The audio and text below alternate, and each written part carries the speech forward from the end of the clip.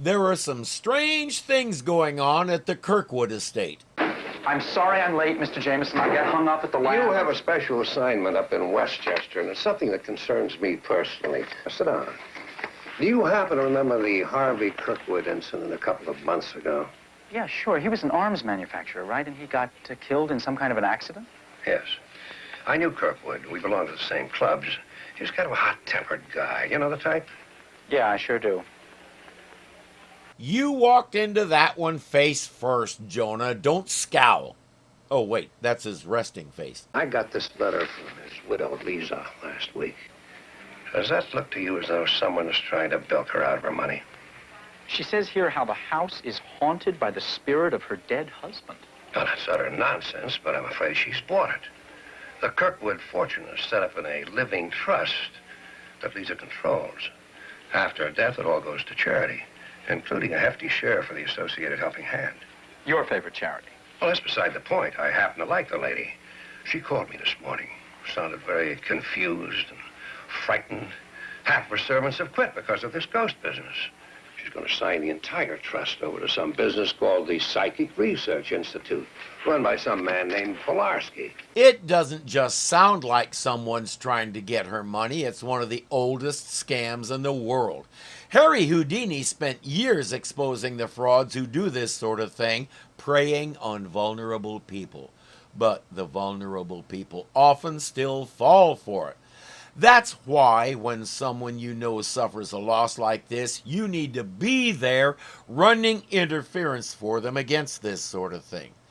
Jonah says he likes the lady, but how often has he gone to visit her, called her to check up on her? She communicates with him by letter. Is she really that far away? I don't know anything about the geography of New York, so the only thing I know about Westchester County is that's where the X-Men live. I know you can hear me, Harvey Kirkwood. Please tell us what you want. Harvey!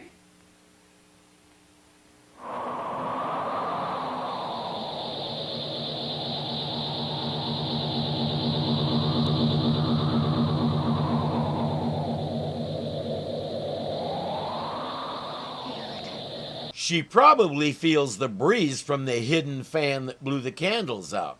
Speaking of which, why do they always have to have a cluster of candles instead of a table lamp? I feel his presence. I'm here. Why do you disturb me?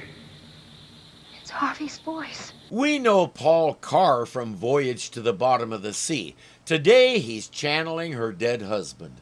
The guy sitting next to Lisa is Polarski, the man Jonah mentioned. We want to know why you have remained here. Why are you earthbound? Guns, rifles, revolvers, bullets. I had so many great ideas for new ones that I never got down. I can find no peace, no rest. My wealth was grounded in death. Men killing. Lisa, I'm here, Harvey. release me. Please release me. Oh, it's guilt. He's trying to turn her into Sarah Winchester. Jonah wants Peter to check things out because he should be able to spot how they pulled the scam. Marlon Mason starred alongside James Franciscus in one of my favorite detective shows of all time. It was called Longstreet. Mr. Longstreet was an insurance investigator who was on the tail of a major scam. The bad guys planted a bomb that blinded him. He was determined to keep after them, so he trained himself to use his other senses. He wasn't a daredevil type, he was a regular type blind person because that's a thing that folks do. Anyway, Marlon Mason played his assistant Nikki, not his love interest. IMDb is wrong about that. She was his eyes. They were a team, a unit, actually closer than your basic lovers would ever be. It only lasted one season, which is too bad. Aside from that, she's been a successful character actor since 1960, and she's still acting. And she still makes me catch my breath a little. She lives in a gated estate with a security guard. Hello, I'm Peter Parker from the New York Daily Bugle. Oh, a newspaperman, huh? That's right, I have an appointment to see Mrs. Kirkwood. We don't care too much for newspaper people around here. I'm trying to help Mrs. Kirkwood if I can. Now, will you open the gate, please? Okay, but you better be good to the missus. Peter is one of the goodest people you'll ever meet, sir.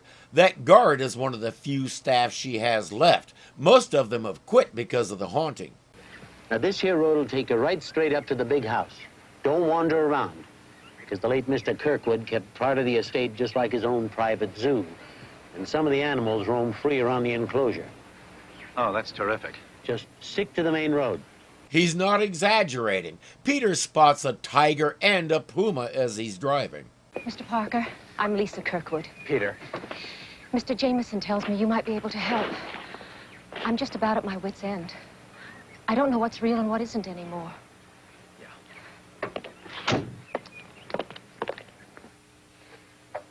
This desk was in perfect order an hour ago. We heard noises and the maid came in and found it like this. And there's nobody else in the house that could have done it, except their medium or someone else Polarski might have snuck in. Are you a believer, Mr. Parker? I try to keep an open mind. Perhaps you could help us get to the truth. How can Peter help? Now, he's a photographer. He could come back tomorrow and try to photograph the apparition. It might satisfy all remaining doubts.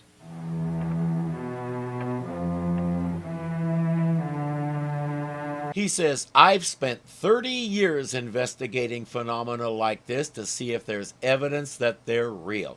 There's an overabundance of evidence here. Peter needs to know more. Fortunately, there's a parapsychology lab at the university. This is the film you requested, Peter. I personally haven't had a chance to try it, but several photographers have had success with it in ghost hunting.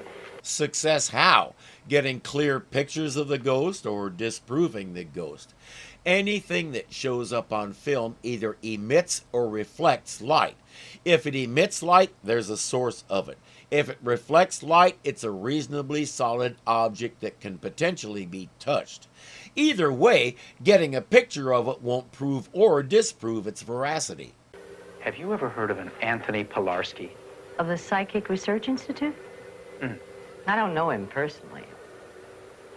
I met him 3 years ago at a colloquium.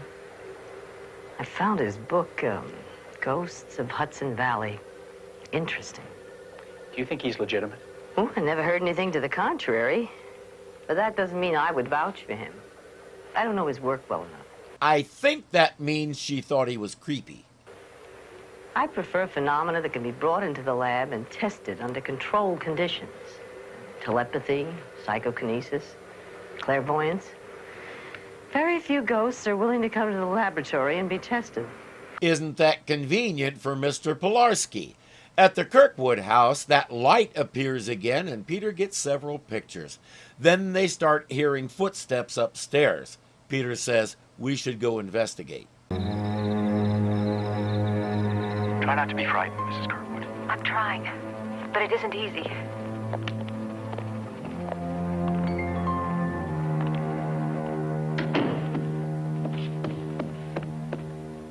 Now we know how they're doing it. Peter should start looking for hidden speakers.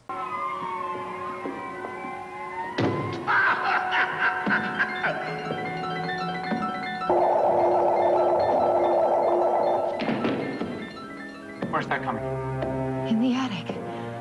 But it's been sealed off for years. I'd like to check it out. I don't think you can get up there. Maybe I can from the outside. The attic has a window, one of those kind that every spooky house has. It's not hard for Spider-Man to get to it.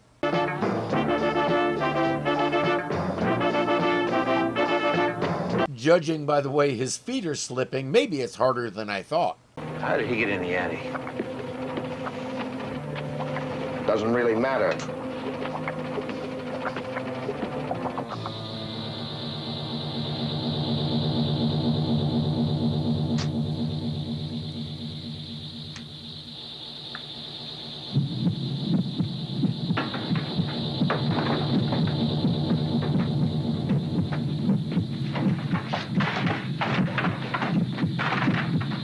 That sound is intended to kill him. They don't reckon with his ability to get out the window. Are you okay?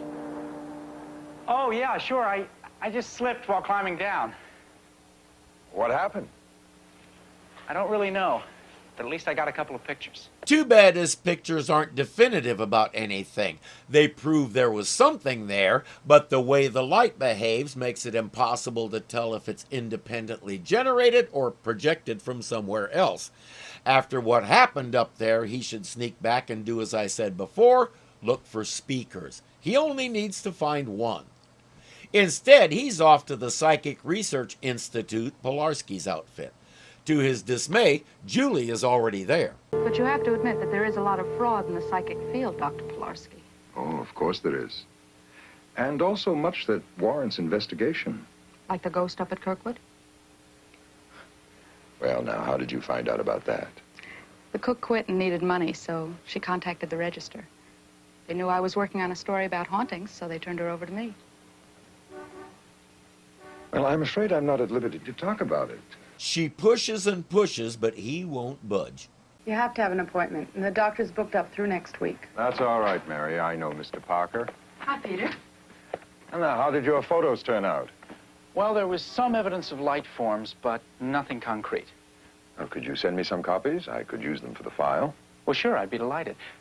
Doctor, do you keep files on all of your cases here? I'd be very interested to know how you operate an institution like this. He says, I happen to have some duplicate files right here. You're welcome to take them with you and study them. Oh, might I suggest, Miss Masters, that you join Mr. Parker? You'll find quite a few fascinating cases there for your article. Thank you. Well, go ahead, take some. Next time, try saying please. She will help him sift through them. What? Seen a ghost? Here's a guy who died about a year ago, and he left his trust to Polarski in the Institute. Are you suggesting Polarski might have knocked the guy off? No, he had a history of heart trouble. His death was expected. What is it then? Well, it's just so similar to Lisa Kirkwood's situation. It's more than similar. It establishes an M.O. It's what he does. He preys on grieving widows and takes them for their fortunes. He is one of the lowest forms of life. The will, the living trust, the idea could have been planted.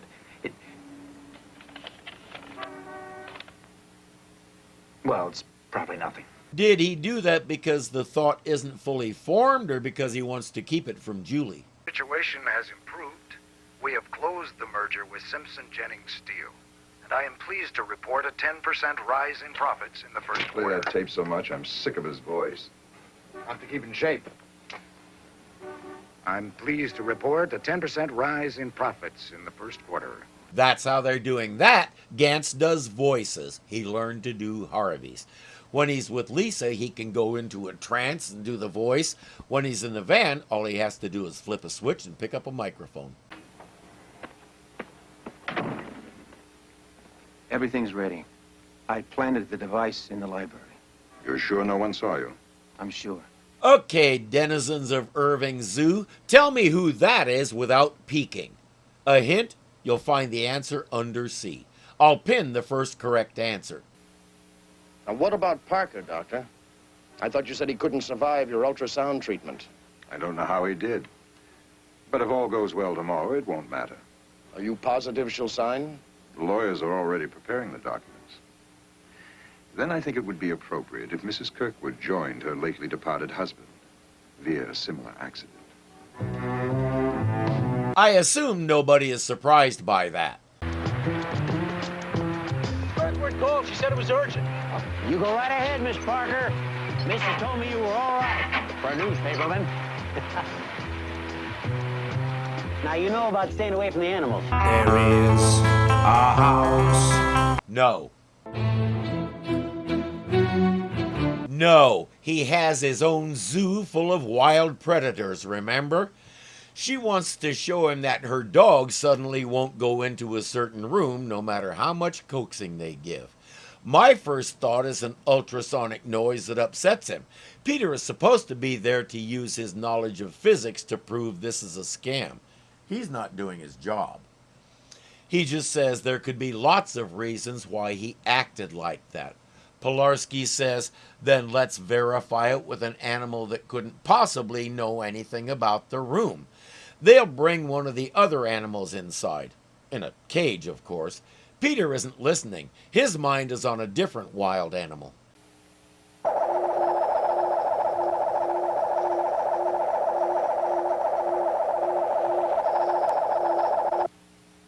One named Julie Masters. The gate guard wouldn't let her in, so she's doing that, never mind the sign. Doctor, how long will it take you to get set up? Half hour, I guess. I'll be back. Eat your heart out, Arnold. Spider-Man is searching for Julie. He's not the only one.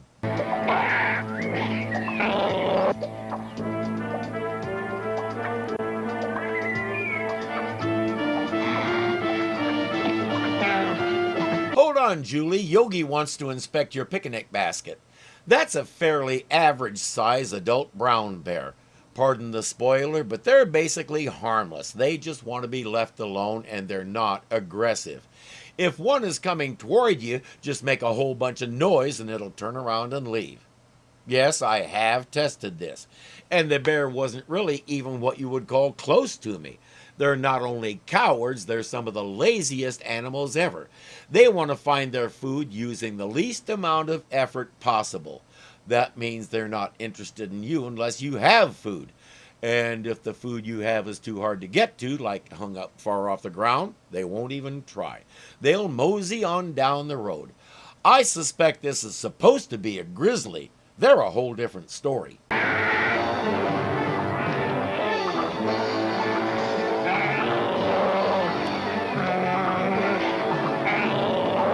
They've been known to do that.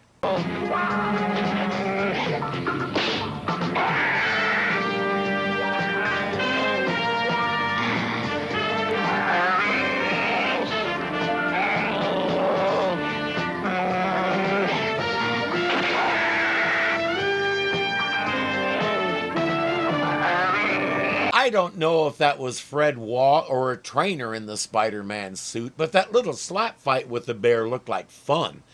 I'd like to tell the editor that next time I'd prefer to see it without all the cuts to Julie. They're doing something interesting. She isn't.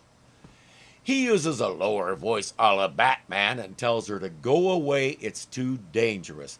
A 1,000-pound bear in a big spider web is a pretty convincing argument. They haven't said it out loud, but his web formula is designed to dissolve after a few minutes, so the bear will be fine.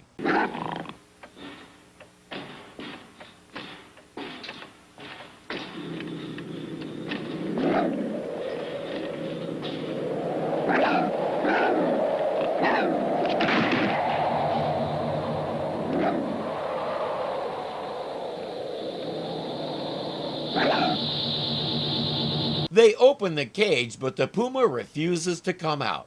Meanwhile, Julie is still trying to get in. She hides her bike in the bushes near the gate.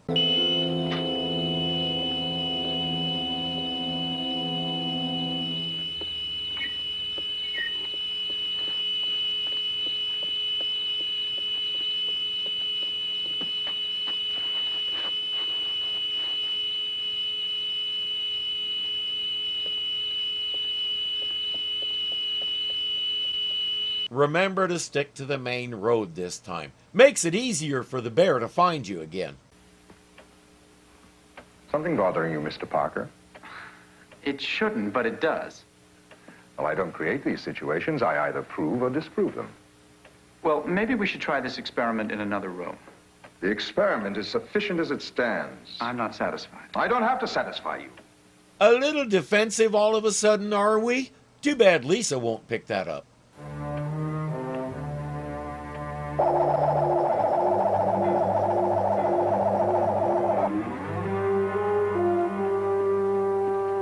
I've seen enough.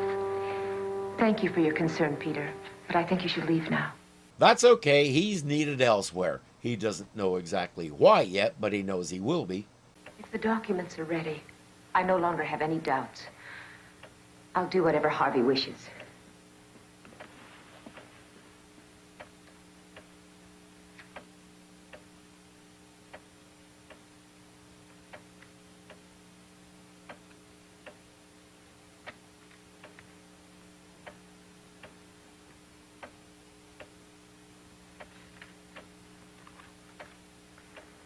Thank you. Now that he has what he wants, he's ready to speed up his ability to collect it. He gives her a drugged drink, presses a hidden button, and Gantz gets on the microphone. Lisa, can you hear me? Lisa? Good night, Mrs. Kirkwood. Didn't you hear Harvey's voice just now? Harvey? Lisa, come to me, please. You must have heard that. Just now, again. I'm sorry. The drug has her so woozy she can barely stand, but the voice is calling her to the garden, the one where the animals are. Julie? Julie, what are you doing here? What's bugging you? Why shouldn't I be here? Look, there are times when a story is not the most important thing in the world. Particularly when you've got it and I'm trying to get it. Anything I get, I will share with you. I just don't want you to get hurt. How? By whom? Oh, I don't know, by a bear maybe? He can't say that. He's not supposed to know about it.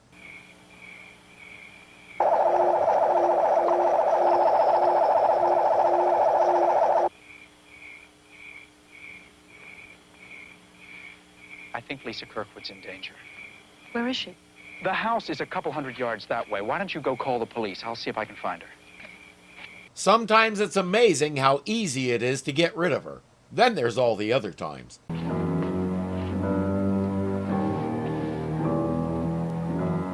Put the phone down.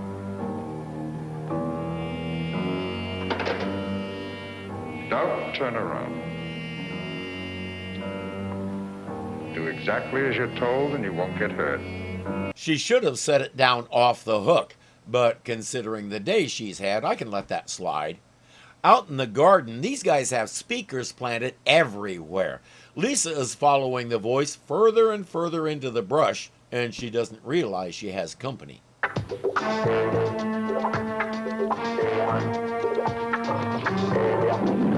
As a rule, the females do the hunting in a pride of lions, but a single male like this is just as good at it as the ladies are. I hope some of those self-appointed alpha males are listening, because that means the women are the standard that men should be. Gantz and the other guy have spotted Spider-Man.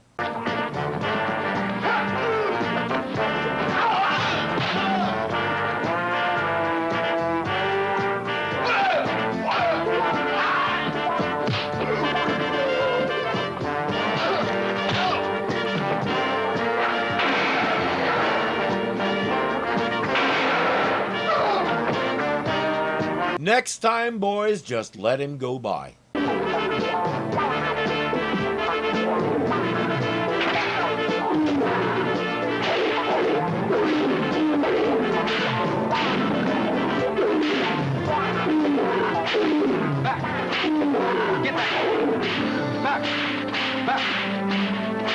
Let's get her back to the house where she can sit down. Julie should have called the police by now.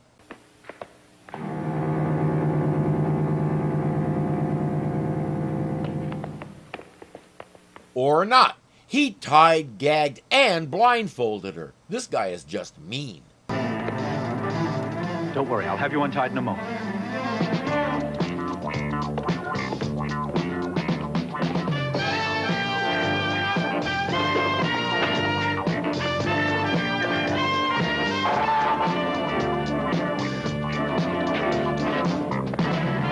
It always seemed to me like a throwing spear or a throwing knife or a throwing anything is a lousy weapon because you can only use it once, especially if the other guy does that. When the cougar tried to come to the opening, he was forced back by an electric charge. Your dog was kept out of the room by high-frequency sounds that humans can't hear. As I said, that should have been the first thing he looked for. I think he had an idea that was what did it, and he was being a little more subtle than me when he wanted to try another room. That would mean I was mistaken. He was doing his job. He just kept it all under his hair. I've been such a fool. You wanted to believe, and they made it easy for you. I'm probably beating it to death, but she was vulnerable. She still is, but she's not as vulnerable today as she was yesterday. I think it's time I left Kirkwood. I'd like to travel for a while. That sounds like a terrific idea. What about the trust? I'll change the will, of course. Charity will get it. It's what Harvey really wanted. In the rational part of her mind, she knew that, but Polarski was manipulating the other parts. The way he and the others talked, he'd been doing it to people like Lisa for years. I hope he doesn't try it on his cellmate, though, or he could find out why they call it the pokey.